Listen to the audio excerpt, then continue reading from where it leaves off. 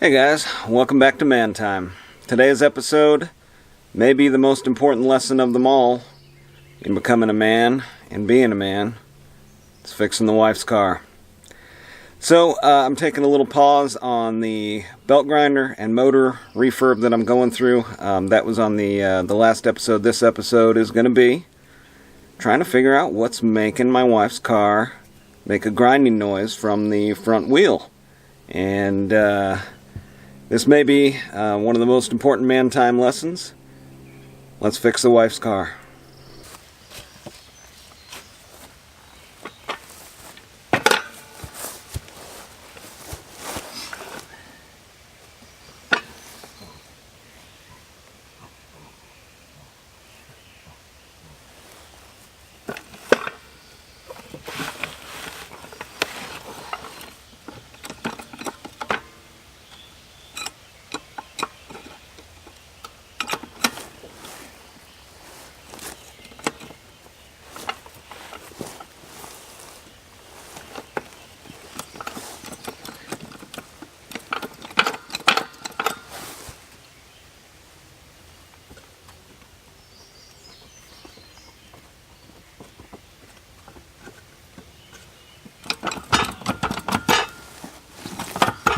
Alright, first things first, getting the jack under and aligned with the uniframe.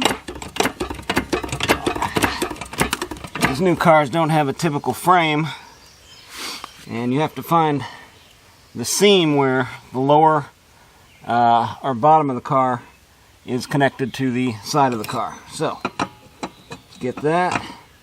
Make sure we've got our tension there. And we are good. We're right on it. Excellent.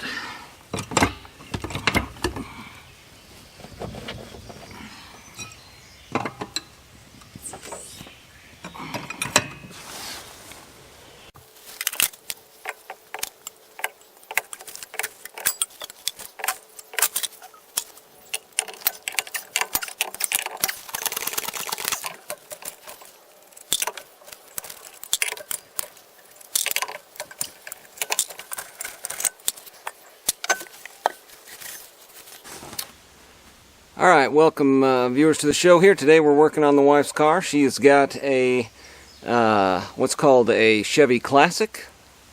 This is basically a Malibu 04 model. And it's got a grinding coming from the front passenger side tire, and the front right tire.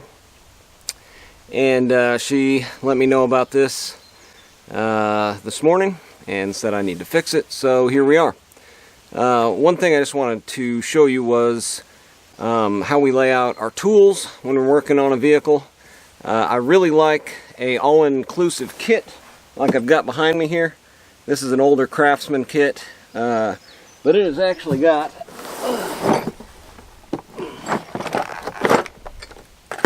all of the tools shadowed in place. And you can see that there. So every tool has a place where it goes in its own shadowed spot there. So you've got a label on the part or on the tool, and then you've got a label in the box letting you know right where everything's at. So I can take one look and see what tools I'm missing, what tools I've got, what hasn't come back in the box, and what's still possibly under the vehicle. This is something I learned in when I was working on aircrafts. You want to have a shadowed box so that way you know at the end of the day, and one of the things in aviation and aircraft repair is at the end of the day if there's a tool missing, everything shuts down and we look for the tool until we find the tool. And they use shadow boxes similar to this toolbox here to let you know that either yes I've got all my tools or no I don't. So really handy. We'll get right into it here. Bring you in and show you the wheel and see if we can't figure out where the grinding is coming from. Alright, so here we are looking at the wheel. I've got the vehicle in neutral, got it jacked up, got the e-brake on, and I test drove the car this morning, and there was a grinding coming from this side of the vehicle. And that's going to be your typical procedure, is to do a test drive, see if you can pinpoint where the noise is coming from, what the noise is, and then we can start looking for reasons for the noise. So the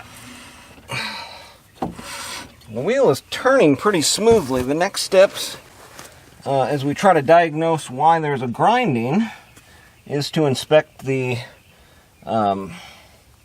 brake here, the brake rotor, and then if nothing really stands out for us on the brake rotor, and I'm not seeing anything, then we look at our brake pads. And if either of our brake pads are worn more than the other. Alright, so I'm going to use my flashlight and get down in here and see what we've got for brake pads. This one is... both brake pads appear to be worn about the same, and both... wait a minute. May have a problem here. Looks like one pad may be completely worn down. And that is going to mean that there's something wrong with our caliper.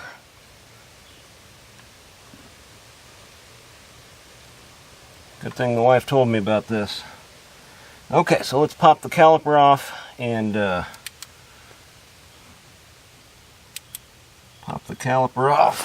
see if we can't find the problem. Looks like we've got two, looks like 12s or 14s that hold this caliper on there, and we may have to go to the store to get a new caliper.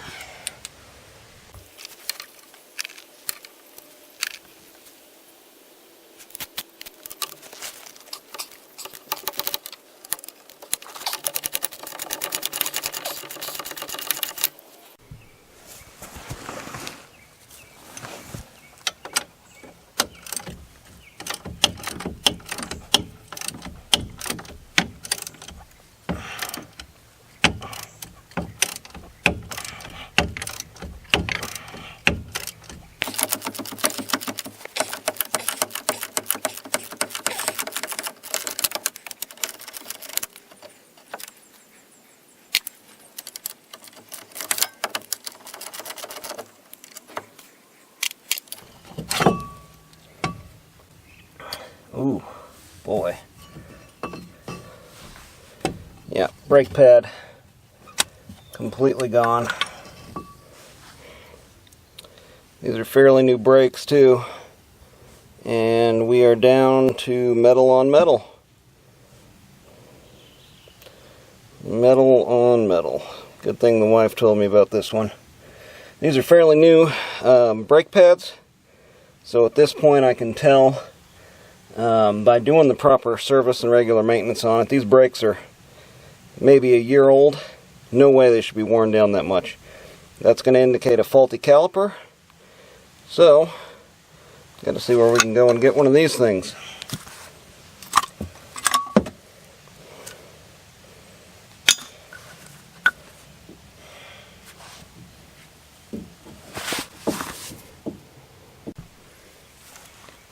Alright, I just got off the phone with the auto parts place. Looks like they have got a new caliper in stock. And a good thing I called before I went down there. This one has a core almost as expensive as the replacement. And that means that if I didn't bring this down there, it would be $50. But since I'm bringing it down there, it's only going to be about $25. Really cheap. So, I'm going to disconnect the brake line from the caliper. Take that whole assembly down there as my core for a trade-in, and get the new caliper, and then come back and I'll show you the brake bleeding process.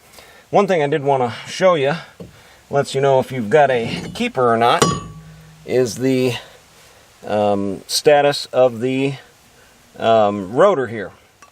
The rotor has no significant no significant lines in it from overwearing from that metal-on-metal contact. It must have just happened. My wife heard it immediately. Once she heard it, she let me know. So the rotor won't have to be replaced. Keeper. Alright, I'm going to run to the store and get some parts. Before I do that, I'm going to make sure I've got brake fluid. I typically use a .4, but so a couple of things before you run to the store. Check to make sure you've got the tools and the parts that you need before you go. So, brake fluid, I'm going to check on that, make sure I've got some. If not, I'll pick up brake fluid. And like I said, this rotor looks good. I'll get the caliper, get that caliper off of there, bring it with me for the core. Alright guys, just got back from the auto parts store. And I got some Brake Best stuff laid out here. I've got the new caliper. One thing to note here is you've actually got to keep your, I don't know what this thing is, a carriage? Or something. And I had to take that off at the store. Had I known, you know, that needed to come off of my old one, and the core didn't include that, I would have taken it off beforehand. So that was kind of a pro tip there. If you're going to get a brake caliper core, disassemble that thing all the way down before you take it up there, or else you're scrambling to get your tools from the back of your car or borrow some tools to take that apart. And it's not easy when it's just kind of hanging in the air like that. So take it all the way apart before you bring it to the auto parts store. Another thing, all of the nuts, bolts, little keepers, and all that stuff was included with the kit. And I'm going to go ahead and reassemble this piece before we put it back on the car. I'll take you through that. Alright, it's nice and bright out today. Alright, so the first thing here I noticed is this thing comes out real easy on this side, and this one is stuck and not moving on this side. So I'll try to get this off of here.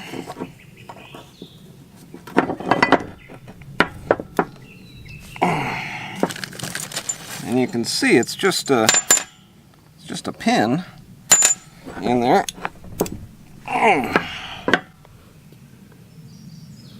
And it is stuck.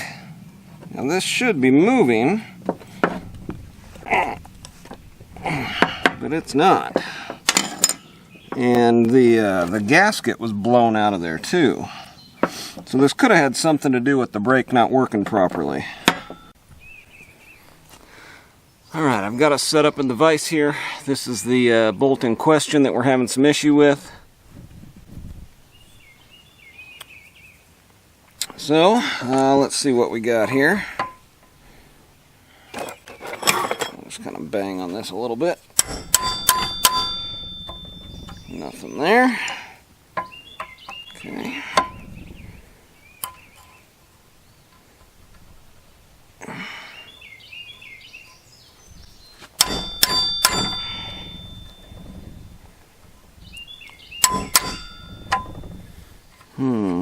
All I'm doing is rounding. Okay, let's take this off of there and see what we got.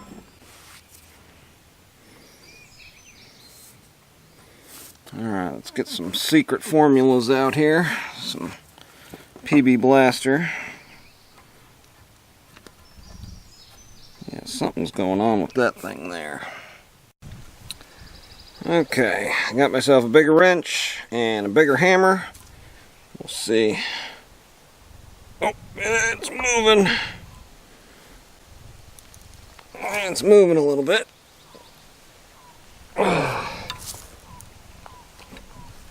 Yeah, basically we just want to get this thing moving.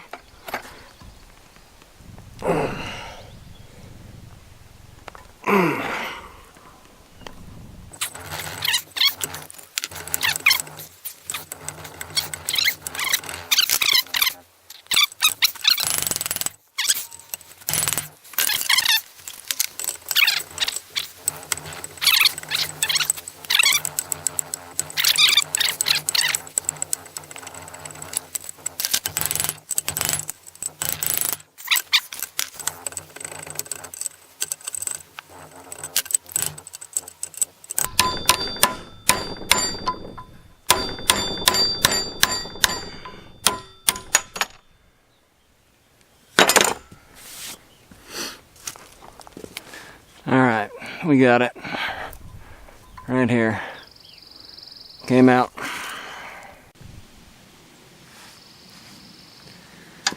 Alright, so here's what happened.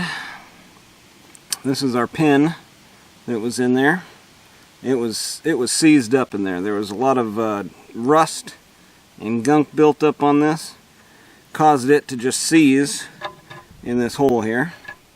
So what I'm going to do, I'm going to take and spray with some PB Blaster inside of there. And then I'll take something to get inside of there and scrape around.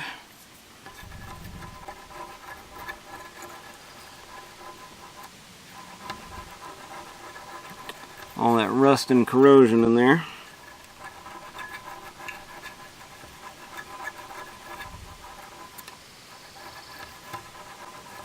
I guess it's pretty important to have that seal working properly on these things. Alright, then I'm going to take one of my new pins here and see if it will go in there and out smoothly. Yep. Alright, so our new pin is going to work smooth in here.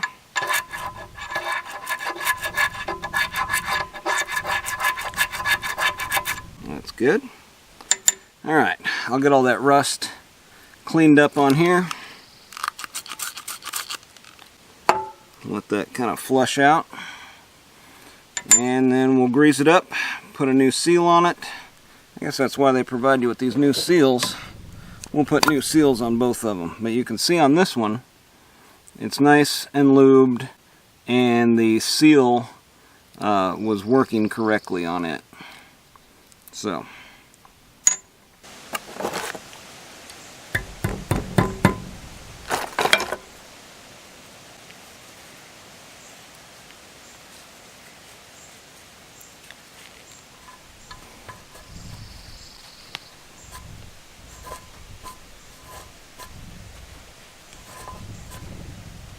There we go. Got that cleaned out. Also want to use the rag to clean off our new pin. And I was kind of going back and forth in there with that.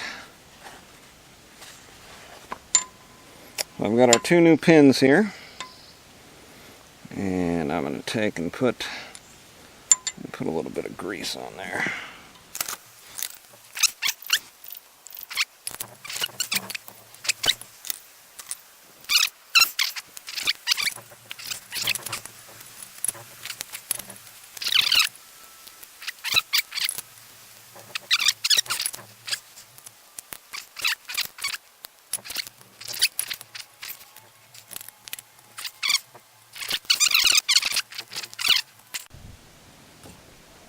Alright, so here's our new caliper.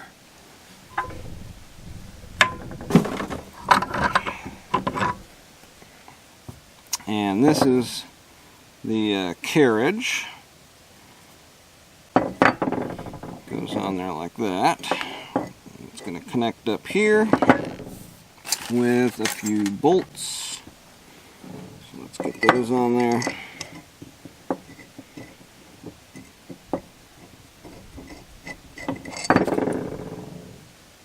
Why do I not feel good about these? I think I'm going to go ahead and use the old bolts. These things just feel like they're made out of aluminum, even though they've got a nice gold color to them. I don't know.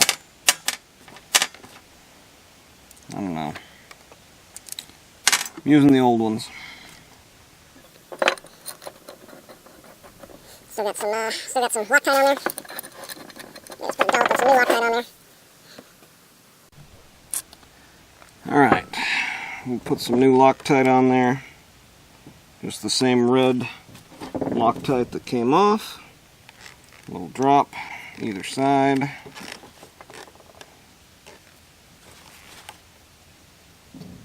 A little bit'll do ya.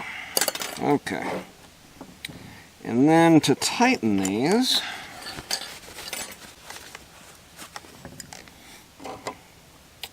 it's actually going to need two wrenches. You're going to need the size wrench here, and and then a crescent wrench to hang on the back of it there.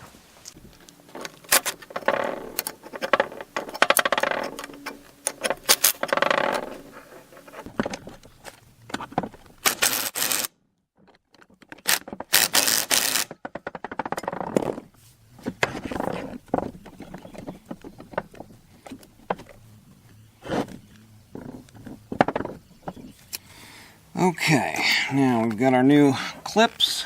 We'll go ahead and put those on here. Let's see if I remember how to do that.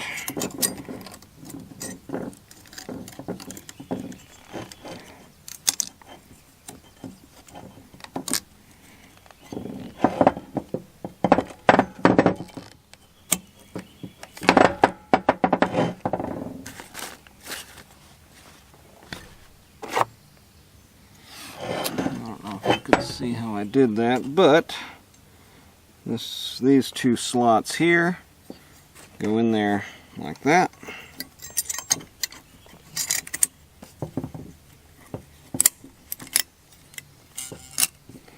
And then there's just some little pins that kind of keep it in place there.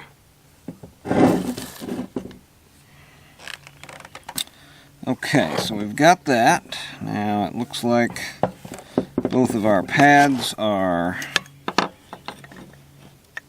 almost identical. This one's got a little keeper on it, or that's our screamer. So let's put our screamer on the caliper side.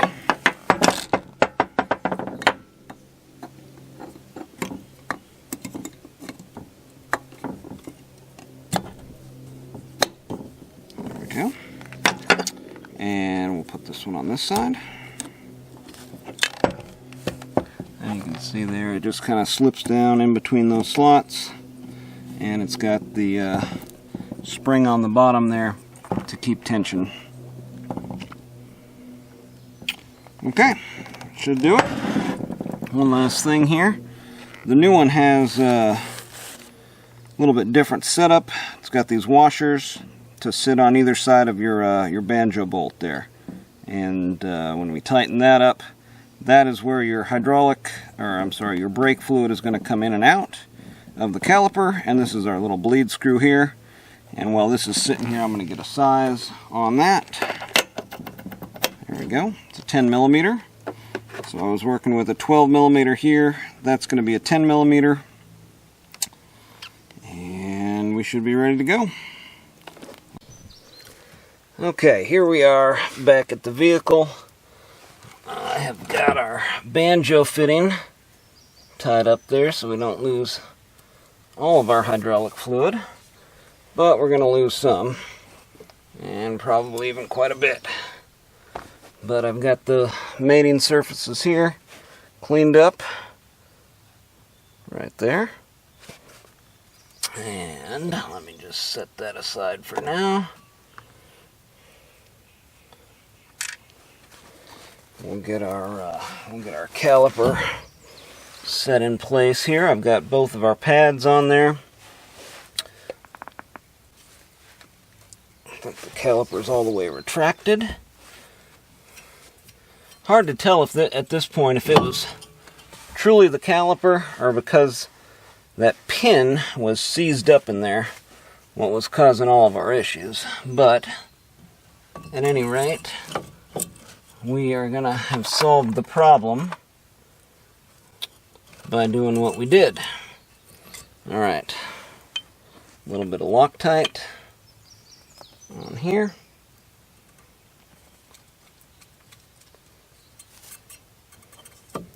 Just a touch. Get that lined up.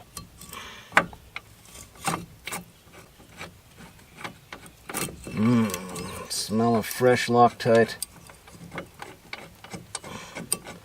Loctite and brake fluid. Good day.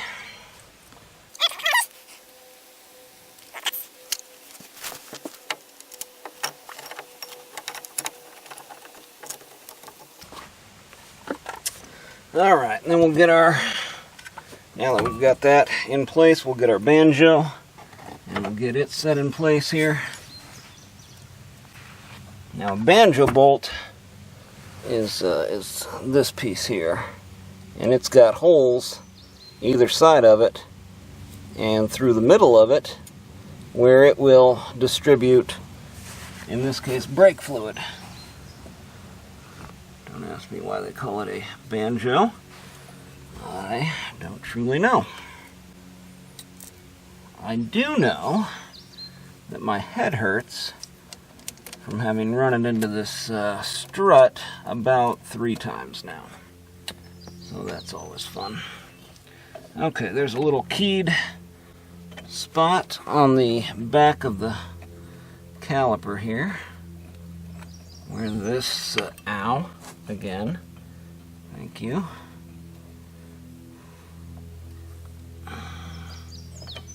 There we go. Alright, so let's get our banjo nice and tight there.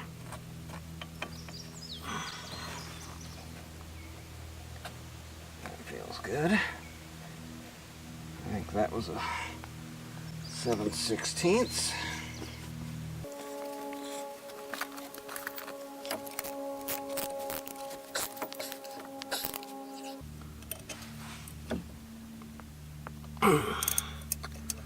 Okay, we got our banjo tightened up on the back.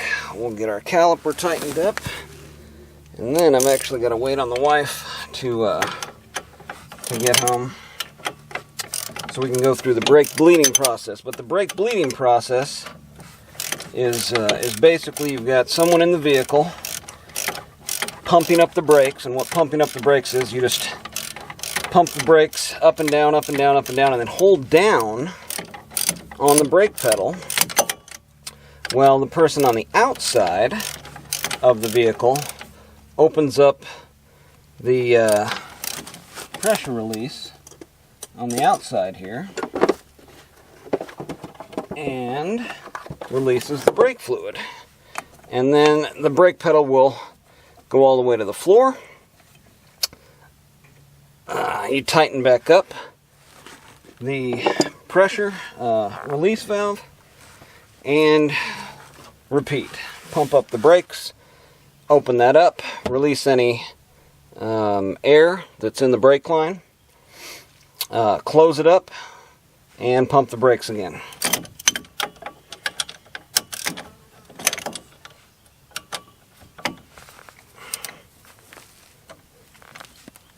Okay, see there, it's moving nicely now. Like I said, I don't know if that was the cause. Either way, we've got a new caliper on here,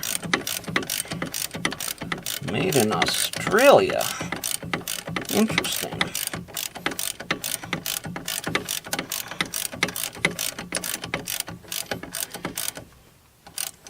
I guess that's something to check before you replace the caliper, is to make sure that it isn't bound and you can have that motion side to side like that. Alright guys, that's about all the time we have left today on Man Time.